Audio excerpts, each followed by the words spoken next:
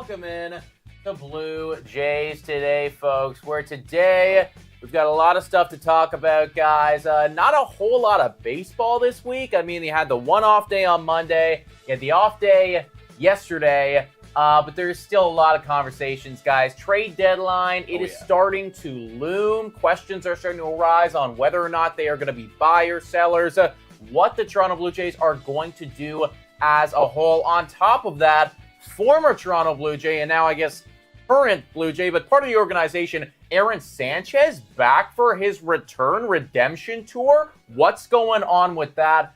A lot to talk about and more. I'm your host, Nicholas Blaylock, and I am joined not by Adam Peddle, but by Patrick Ansel. What's up, man? Yeah, nice to be back here in the studio with all you guys. Yeah, I've been following along from the sidelines for a little bit. It's nice to jump back in, get handed a game jersey. Well, we used to have you on back, like for all the OGs out there, like they know Pat's stats. They know you as Pat's stats. But we used to have you on reasonably frequently. Occasionally. On the Fridays, occasionally. Do you remember the last time that you were on here? I do not, actually. Yeah, it's probably been over a year. Over a year for sure, though. Yeah. Well, on one of these ones, I think I was on a couple of the the game streams. On the couch there. Yeah. Okay. Rest in peace, the couch, by the way. Yeah. R.I.P. the couch. As you guys can see in the background, we have upgraded. More news on that coming soon. But I mean, the point that I was trying to get to, man, is the fact that the last time that you were on here, this was a wildly different ball team. Very different team. Yeah. Wildly different ball team. And I want to flash over really quick to the MLB standings. I mean, Adam and I, we've obviously given our 2 cents on a lot of this stuff. Yep. But you got the Orioles, you got the Yankees kind of running away with things right now in the AL East. Both of them good last 10s. Consistently, they're just up there. They're winning ball games.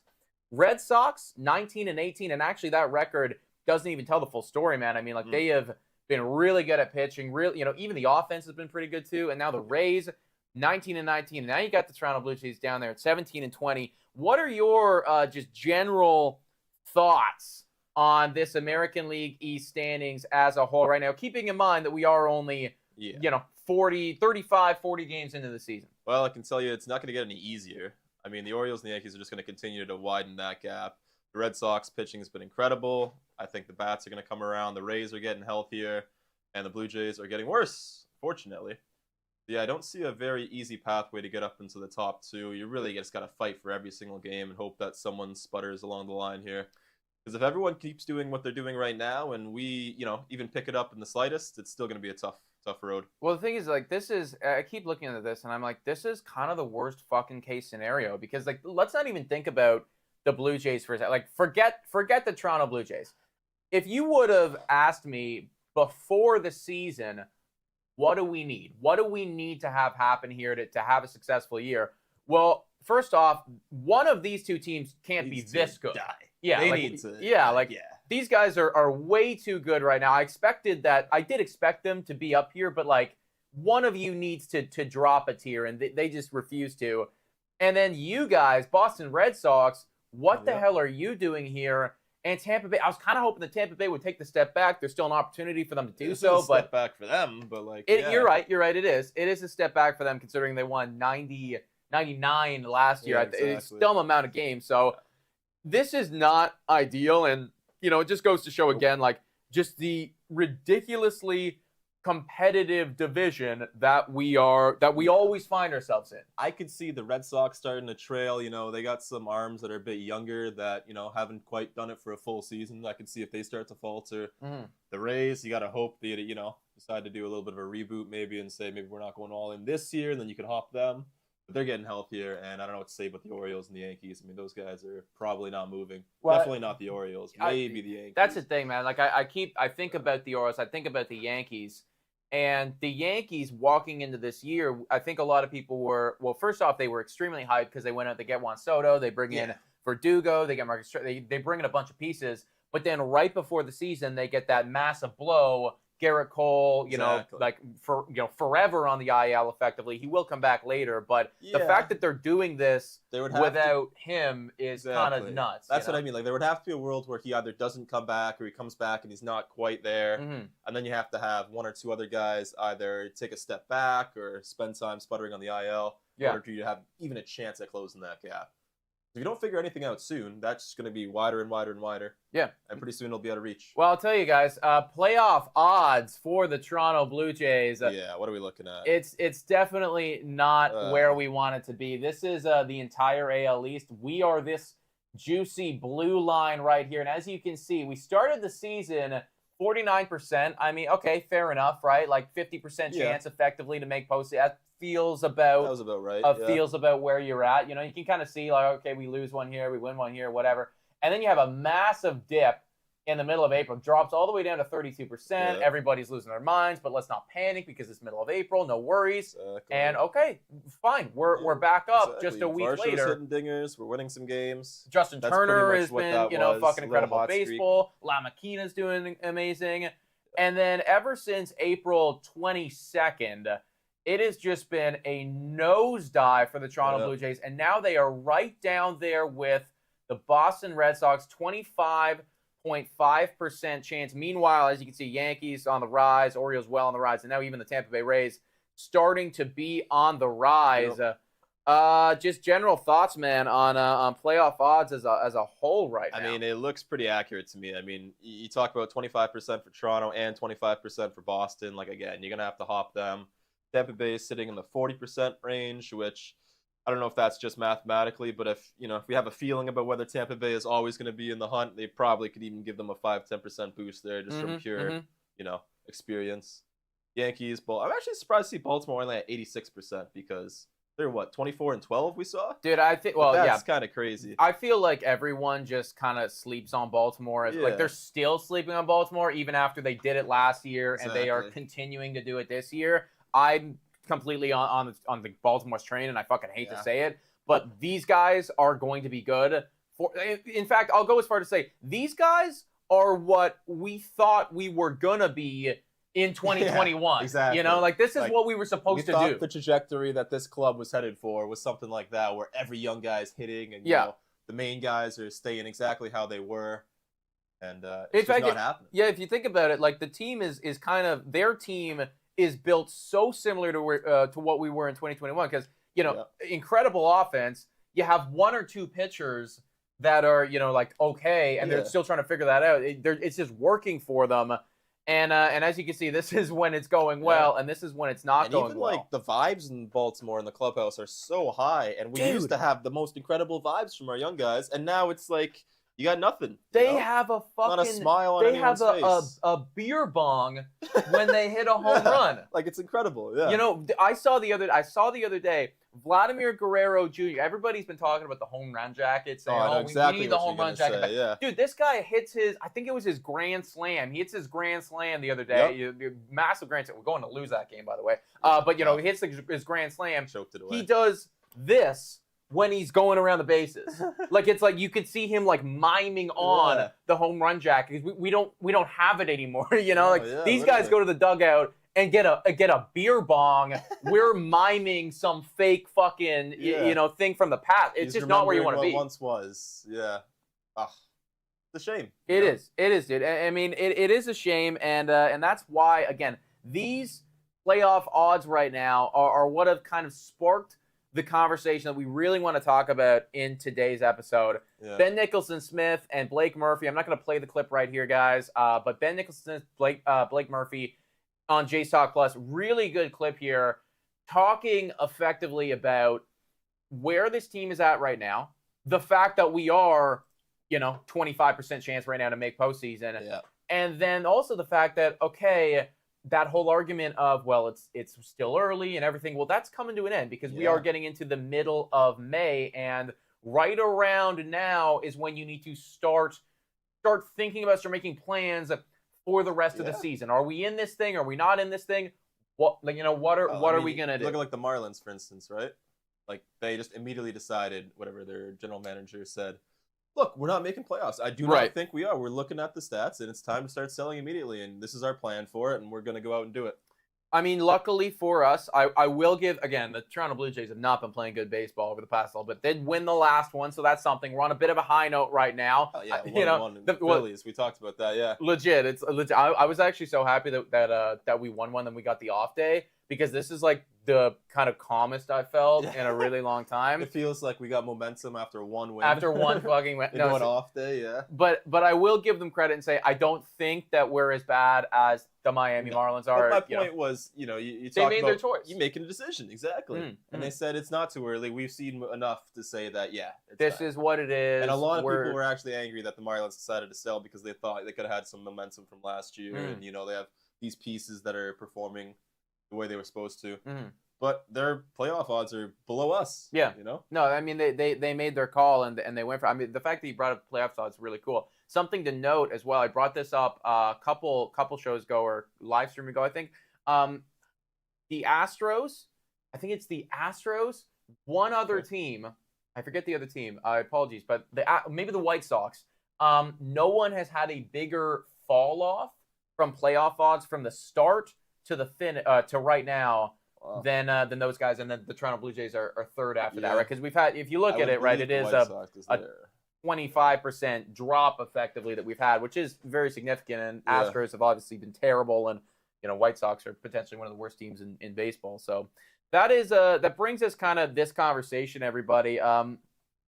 What do you do moving forward? And I want to read this small excerpt here from Forbes. Shout out to Forbes, a great article, everybody, kind of talking about this entire thing. About how this is literally, this is a turning point for the team right now, being where you're at, considering where you are in the standings, your playoff odds, and then the time you have left before the trade deadline. And effectively, they say, as a result, the Blue Jays now face a surprising crossroads, on the hook for the largest payroll allocations in franchise history at nearly $230 million for 2024. That's something to note too, by the way. We never talk about that. This is the most fucking money we've ever spent, and we're still in last. Exactly.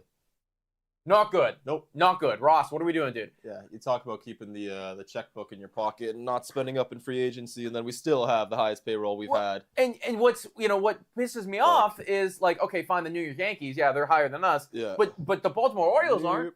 Tampa Bay Rays aren't. Like we're higher than both of those guys. We're spending tons of money, and we are literally in last place. And they go on to say, with just over $130 million on the books for 2025, so that's what we'd be on the hook for, $130 million next year. And free agency looming for many of their highest paid players. If they opt to move on from their pending free agents and make no more expensive commitments, they could shed as much as $100 million between seasons and take a new path. That is obviously a significant amount of money.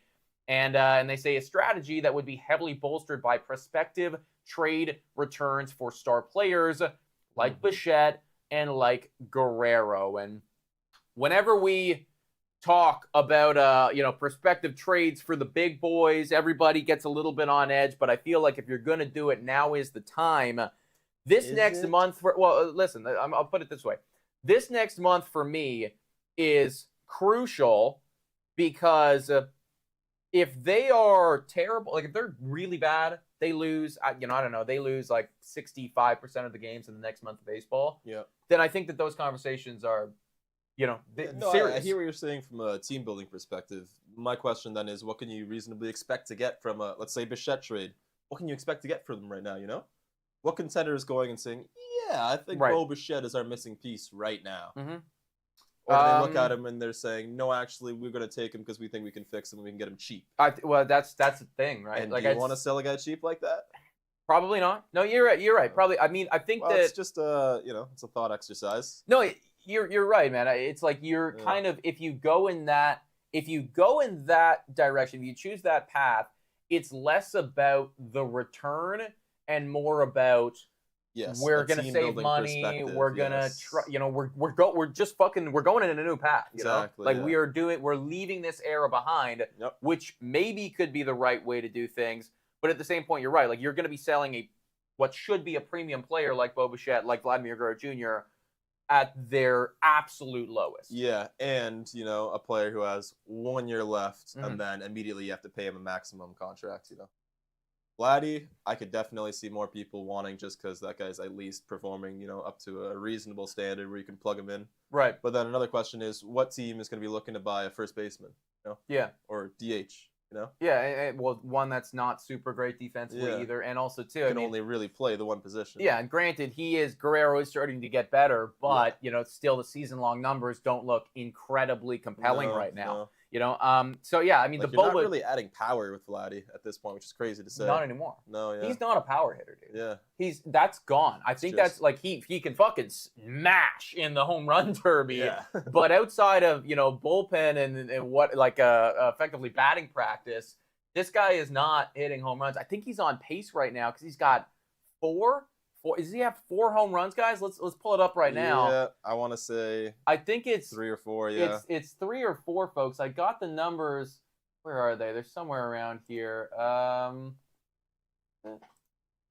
Yeah, this is the last 15 days. But if we look at the season, Guerrero has 4 home runs on the year. From Springer and 1 from Bichette. And that is it's not good enough, man. Quickly doing the math, actually, like if we do.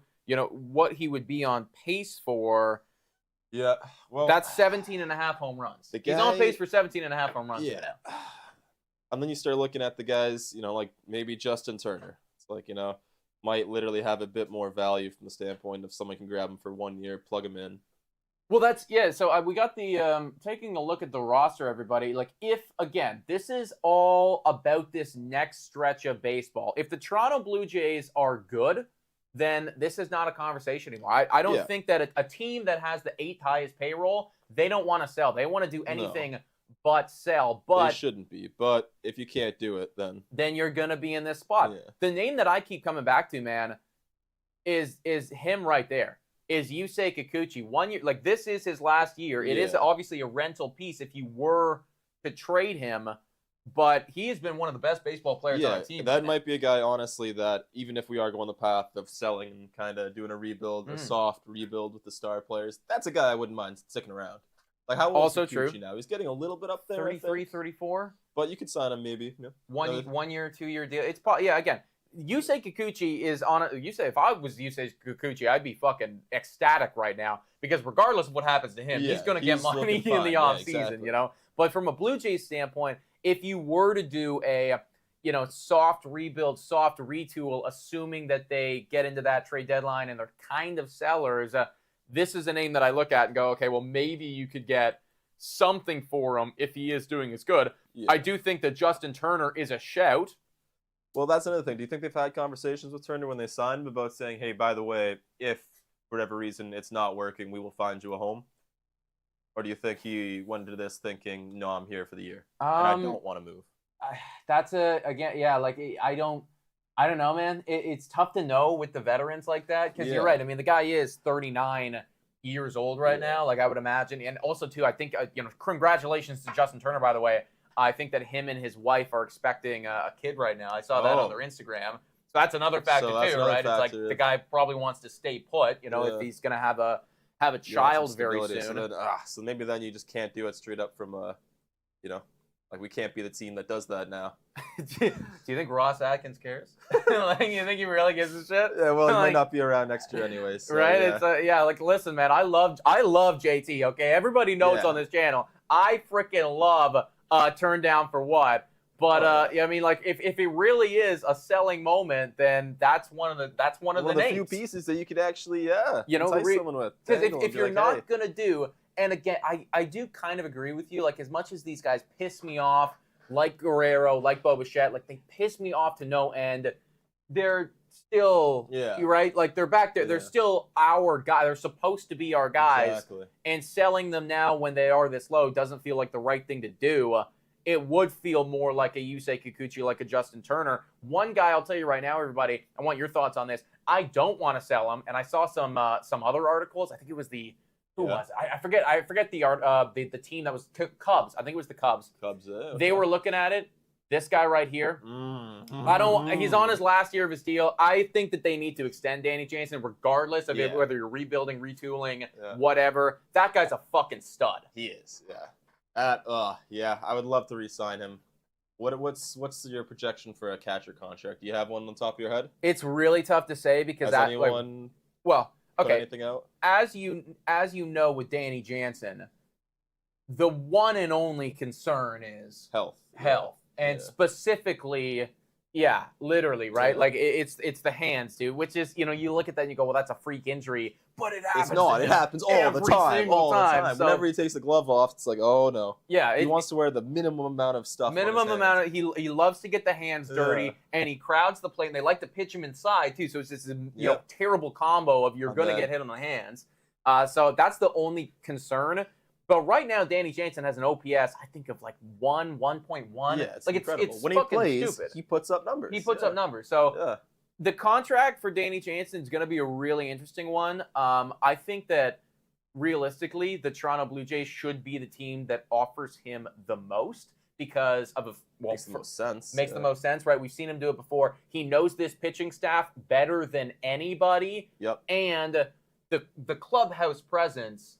I think you were talking about it before about how he had the home run jacket. We were a lot of fun. You trade away Lourdes, you trade away Teo. Guys remaining. Yeah. That guy is a locker room presence right there. You know?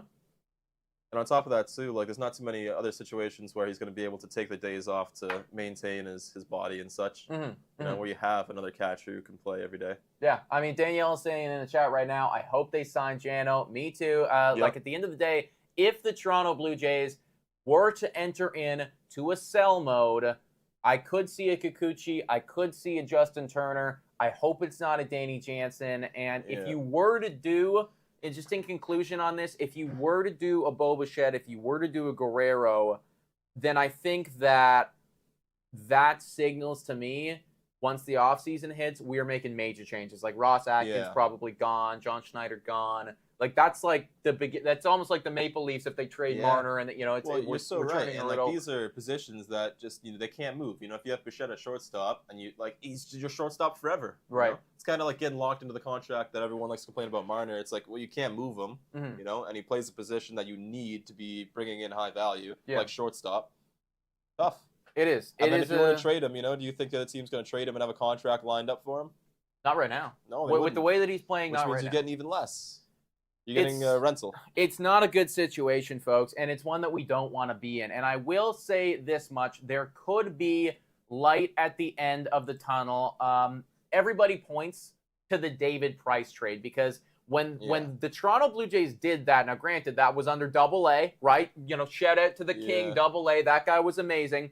But everybody points to this trade because it blew the MLB away because the Toronto Blue Jays at the time – they weren't necessarily the best team in baseball. It wasn't a team that people were, super scared of. They also, didn't like Price at the time. I swear we had beef with him. But he came in and dominated, man. And it was literally, I do not care. He's the guy we need. Yeah. And, well, they were right. He was phenomenal. But the point I want to make with this is that when they bought David Price, when they brought in Tulowitzki, when they made those crazy moves in 2015, they were 52 and 51. Right on July 30th, I went back, I looked at the date. July 30th, that's the exact same day that Price got traded.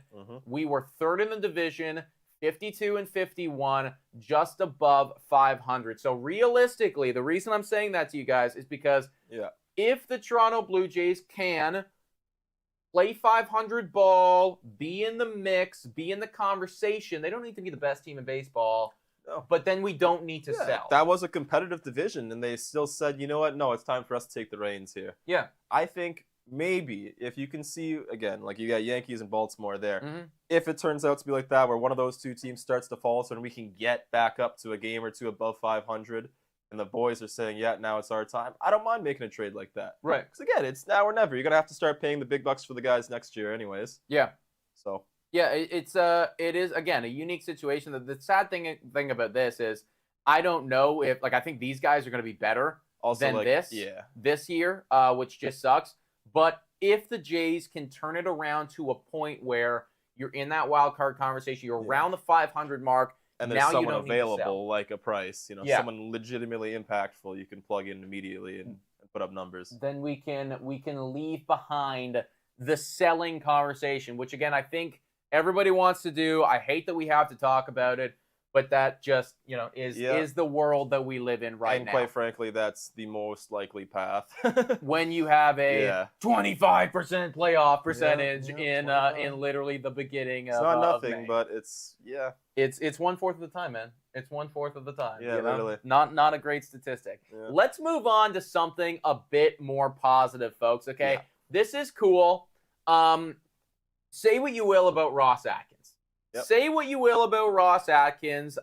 We can shit on this guy till the cows come home, and probably rightfully so. But the one thing that he made sure that he was going to go out and do was upgrade the defense. And that is something that they absolutely have done right now. You could argue we are the best defense in baseball. They're doing what they needed to do, which is bring that defense to the table and lock it down back there. Because, again, we talk about premium positions, shortstop, first base, really not getting it done. So you better at least have, not to say the expendable guys, but the auxiliary pieces in the outfield being as good as they can possibly be. Yeah, 100%. We have the most runs prevented in the MLB. We have the second most outs above average in all of baseball. That is a really good place to be. So there's something there, right? And that's the reason I bring that up is because, again, we just had that whole conversation about selling and buying and whatever. Yeah.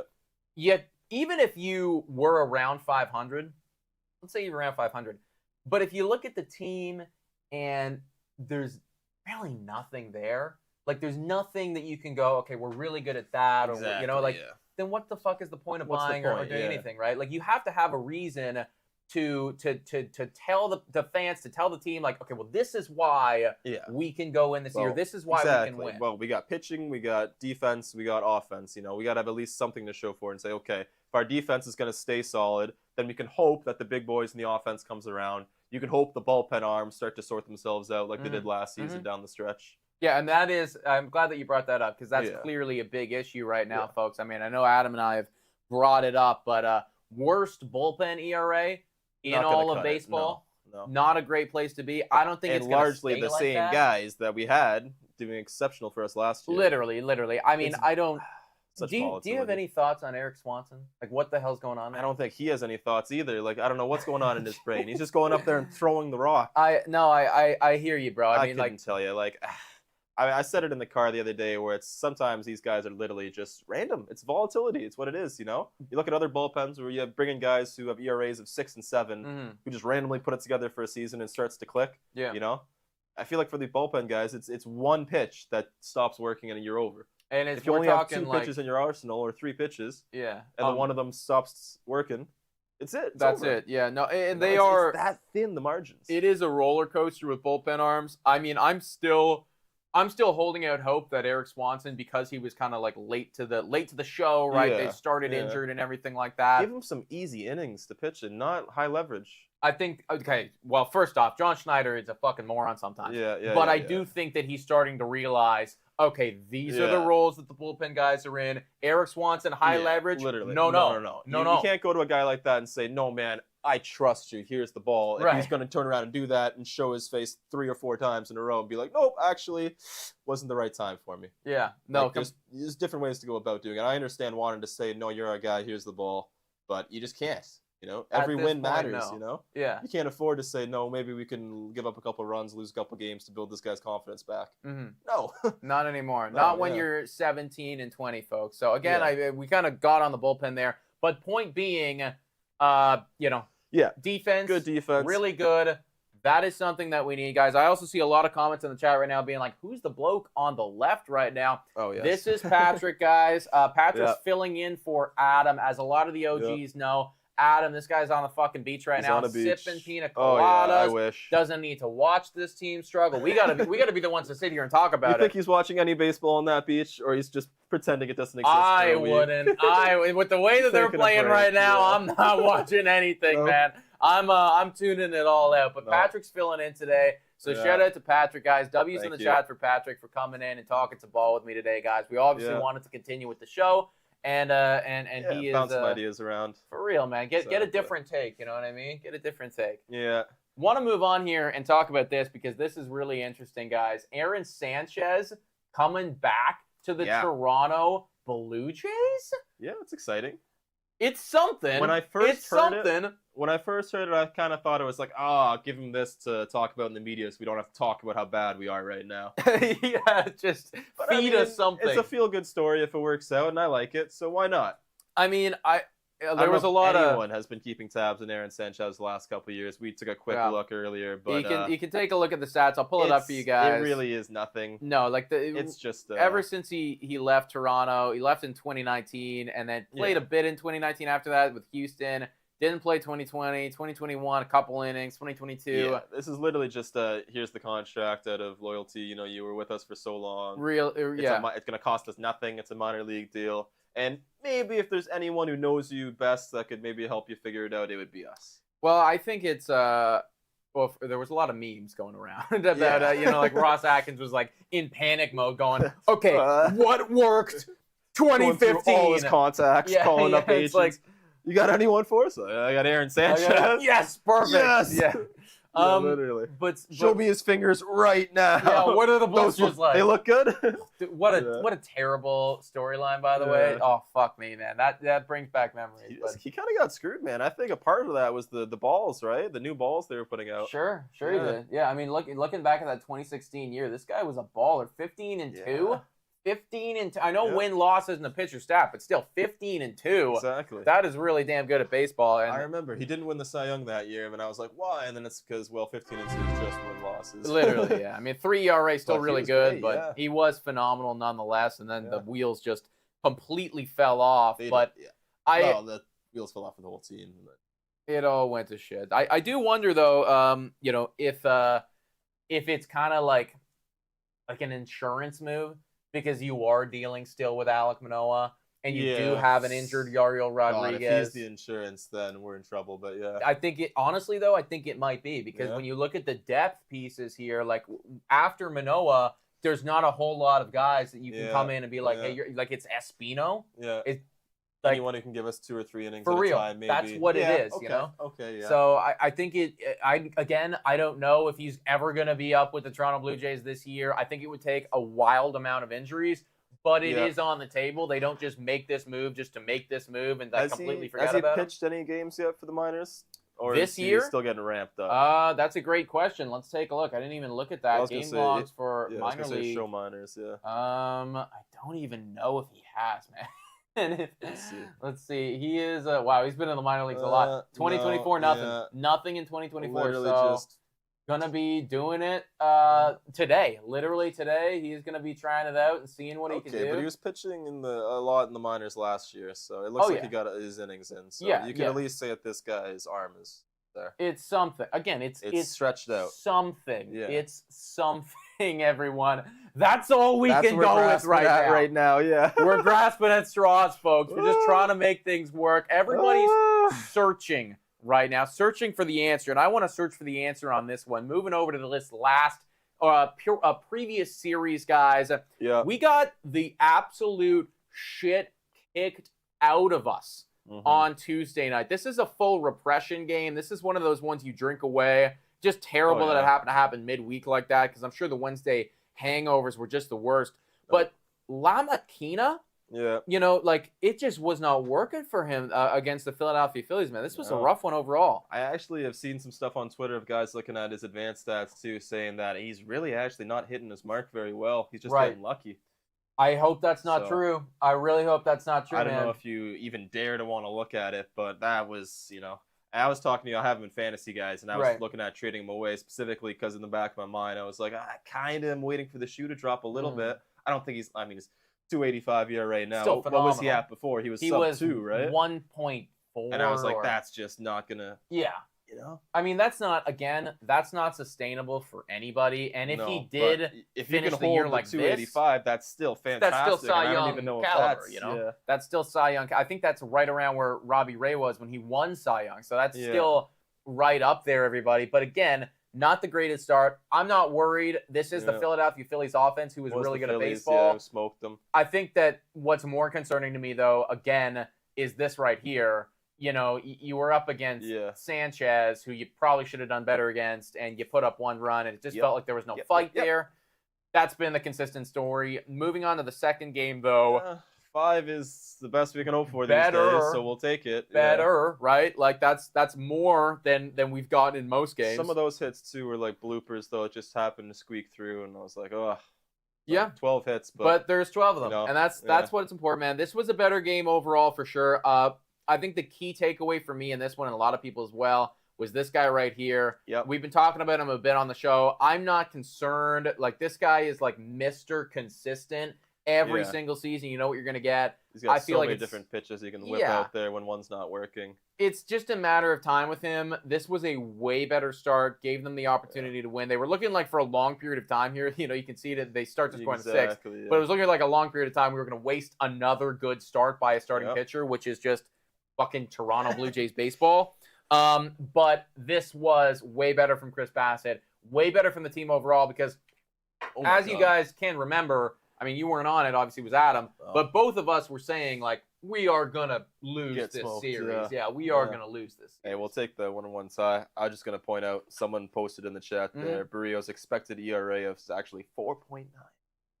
That's tough. Scary that stuff. That is scary for sure, actually. I'm not saying he's actually a 4.9 ERA pitcher. No. I don't think he's going to be. If he's somewhere in that 4 and higher range, I'll be terrified. I don't think that's what I'm expecting, but...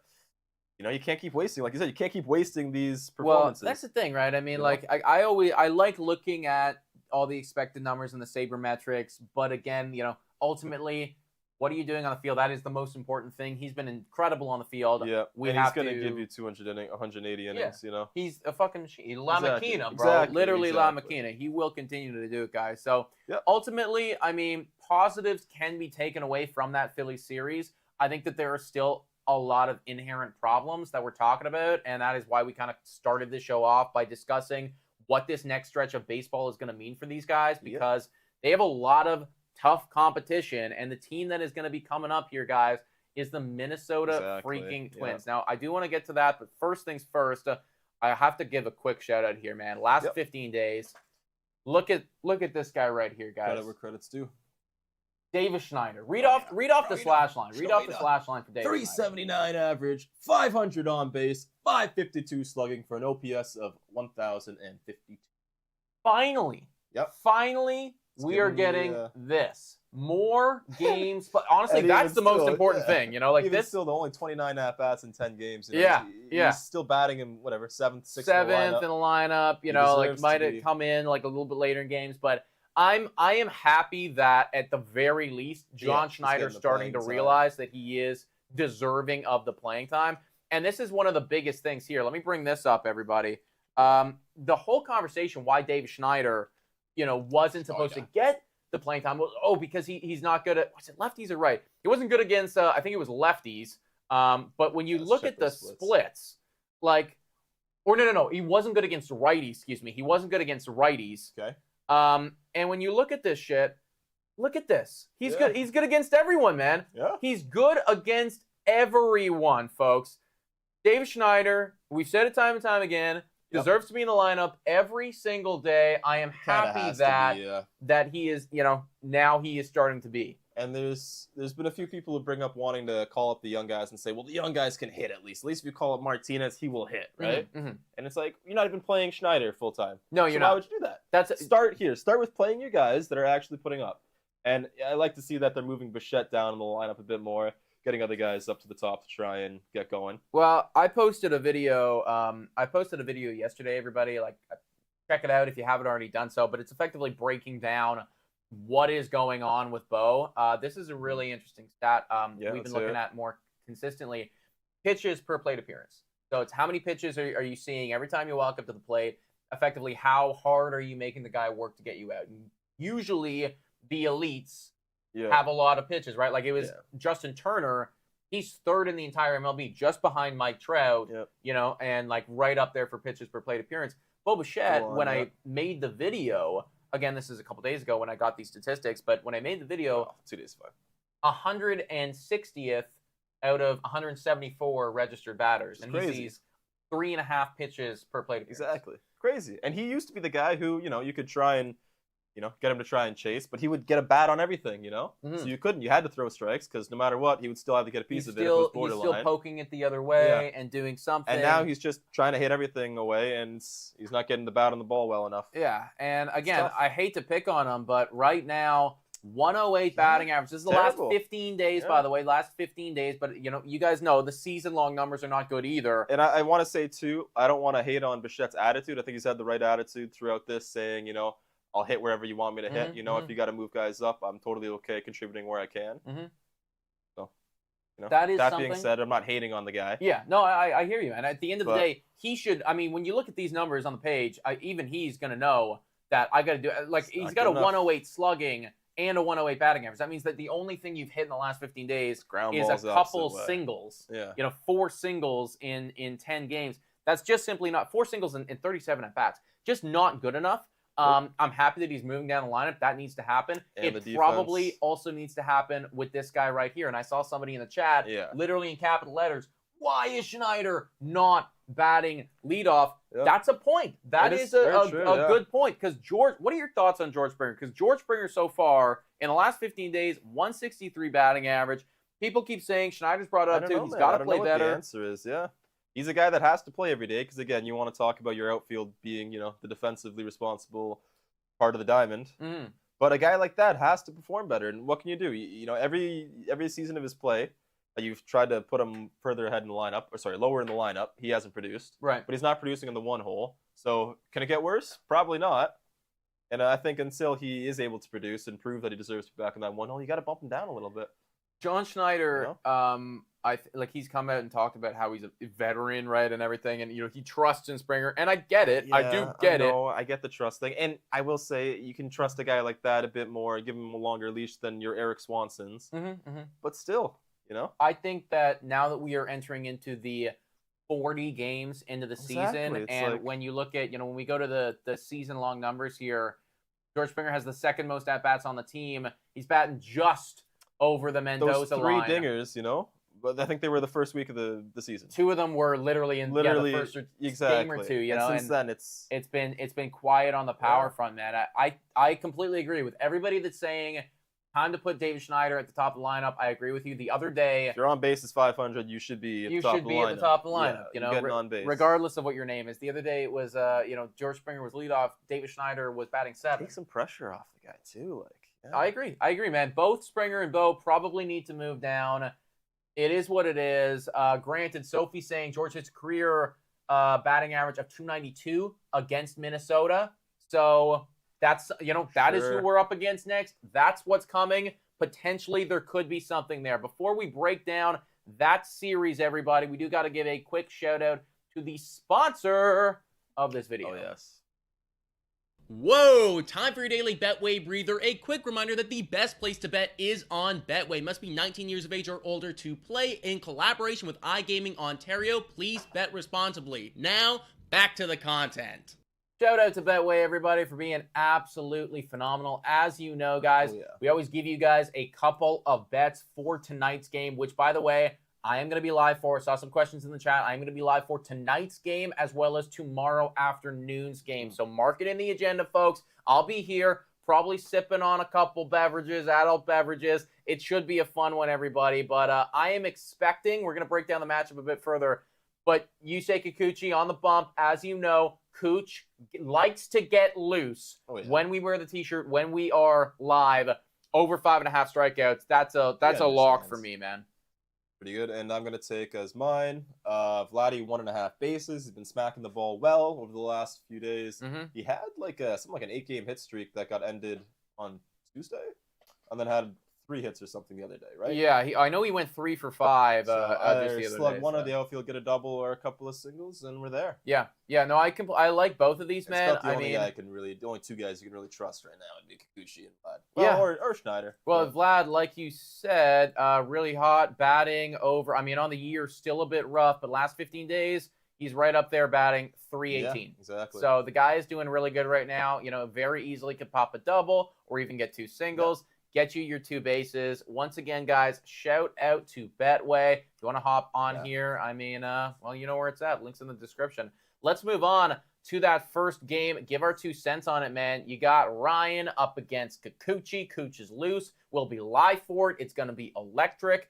2.72 ERA for Yusei Kikuchi. 3.54 for Ryan. Minnesota right now, really good at baseball. When we go over to the standings, guys, they're right over here, 22-15. You know, way better than we are. 8-2 in their last 10. What are your thoughts on this first game?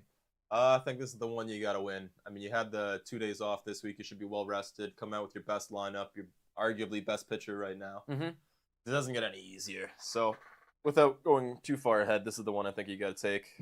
Yeah. No, I get a little jump scare when you look at the Game 3 starter. I agree with you. It's like this is definitely one that you have to win. Do you think they're going to win it?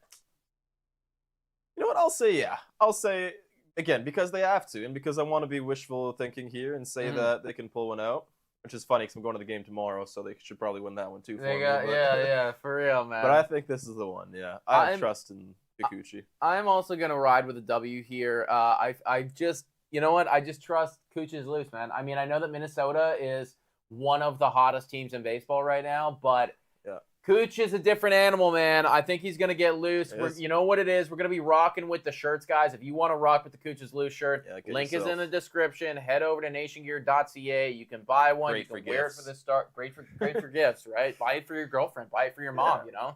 Any fun gift ideas you need, Mother's Day. There you go. Mother's Day is coming up. Cooch could be loose for Mother's Day. I think it's a dirty joke, but once you explain it, she'll love it. She'll love it, and we'll have a Blue Jays Today fan as well. Exactly. Moving on to game number 2. This is fun. an interesting one. Before I get to it, quick shout out to Scott Farr with a $199 dono saying, Joey Votto ramping up in Dunedin, almost ready. You love to see it. You love to see that. Yeah, that'd be fun. I would love, I think I brought this up when we first signed him, if we can have Joey Votto on the team for Canada Day. Ooh. That'd be wonderful. Immaculate vibes. I don't even care for like 20 games below 500 at that point. Put him in. Still immaculate vibes. Exactly, yeah. Second game, SWR. Remember him, everybody? Oh, yes, Remember that guy? One of the top prospects for the Toronto Blue Jays. Went over to the Minnesota Twins a while ago. Big trade. Up against Kevin Gausman. Simeon Woods-Richardson, first time out, kind of being locked in as a starter so far this year. 4 starts, 20 innings pitched, really good ERA, small sample size, but the kid's doing well, man. Granted, Kevin Gausman's been really good at baseball too. What are you thinking about this one? Yeah, I think it's going to be a really interesting matchup. I mean, I hope the dome's going to be open and everyone's firing. Gauss, I think, has been pitching pretty well. I think he'll get his Ks. I think you got to be nervous when you get a guy who's you traded and coming back in his first appearance with the Blue Jays. He's probably going to be like, I want to show what I have, This is what you missed out on. I could be like, God, bring my best stuff. Yeah. So that's the only thing that kind of scares me there. And they're the better team. They're going to win 2 out of 3 of this series probably. So this one might be tough. You better hope the bats come to play. Well, agreed, man. And that's actually why I'm going to be predicting a loss right here. Because ultimately, I mean, as you can see, like, first off, we know that Gausman's good. Gausman, over the last, 4 starts, has been one of the best pitchers in baseball. So, he is going to play well. But what it comes down to me is, every single one of these guys, almost every single one of these Minnesota Twins pitchers, they've seen him before. They know what's coming. They have a game plan. Some of them have done really well against them in the past. And Toronto Blue Jays, they have never seen Simeon Woods-Richardson outside of the occasional bullpen session. Yeah, you'll have 4 years ago, report, but... right? And that'll be that. So the fact that he's doing really well, the fact that we know that the Toronto Blue Jays have struggled so much in the past against new pitchers that they've never seen. That is just something that we cannot handle. Yeah. I think that this is going to be one of those games, the classic Blue Jays game where we lose 3-1.